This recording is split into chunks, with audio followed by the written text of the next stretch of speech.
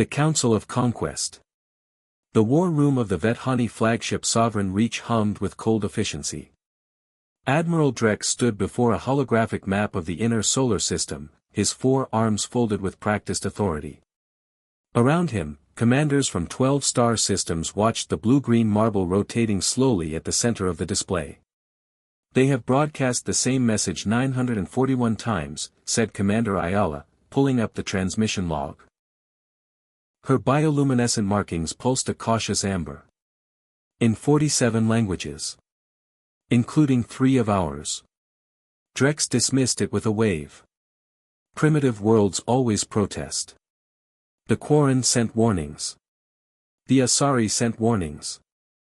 We absorbed both within a standard cycle. He let the silence confirm his point. Humanity is young, disorganized, and armed with chemical propulsion. We enter at dawn. Nobody in that room argued. They had learned long ago that arguing with Drex was a form of early retirement. The fleet, 412 vessels ranging from skirmishers to city killers, slid into formation and crossed the threshold of Earth's outer marker. The first contact. Captain Mara Osei was in the middle of a ham sandwich when her console lit up like a festival. She set the sandwich down. This was not a drill. The gravitational sensors didn't lie, and what they were showing was a wall of ships dropping out of faster-than-light travel at the edge of the warning perimeter, precisely where Earth's automated beacons had been broadcasting for 3 decades. The beacon said, in every calculable language, "You are approaching a protected boundary. Turn back." Mara pressed the COM, Global Defense Coordination. "This is Station Helios 7. We have contact. 400 ships, minimum. They've crossed the outer marker." She paused. Beginning Protocol 11. There was no urgency in her voice. She'd trained for this. They all had. She did not, however, finish the sandwich. Something stirs. The Vethani fleet crossed the middle marker without incident. Then the instruments began to behave strangely. Navigation Officer Tel noticed it first. His screens showed 412 ships. Then 411. He blinked, recalibrated, and ran a diagnostic. 412 again. He exhaled. Then 410. "Admiral," he said carefully, "I am experiencing a discrepancy in the fleet count." Drex strode over. "Sensor malfunction." "Yes, Admiral. Possibly." Teln pointed. "But Vethani Fong has stopped responding to hails." On the tactical display, the marker for Vethani Fong, a midweight destroyer, had simply gone dark. No explosion registered.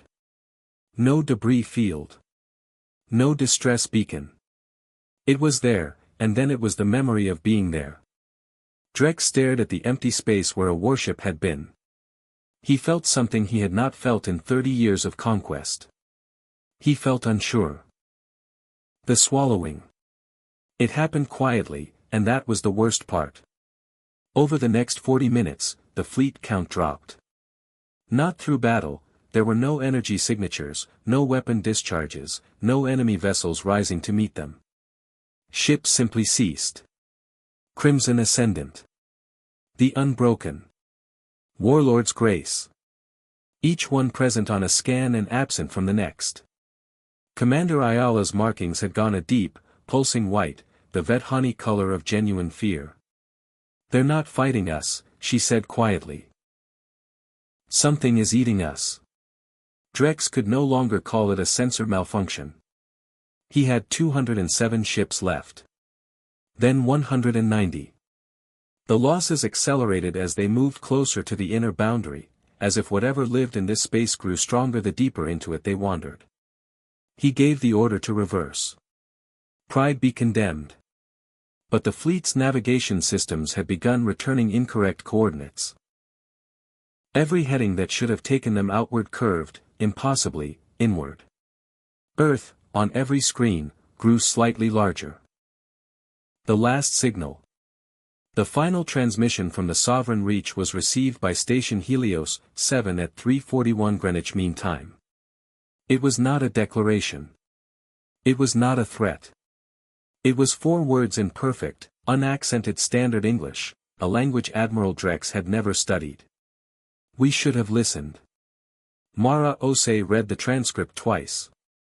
She looked at her sensor board, which showed 412 inbound contacts and now showed 0, the same 0 it had maintained for 11 minutes. Clean space. Undisturbed.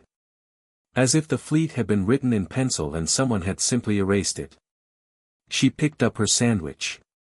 Outside the station viewport, Earth turned on its axis, ordinary and blue and quiet, keeping whatever it kept inside its warnings entirely to itself.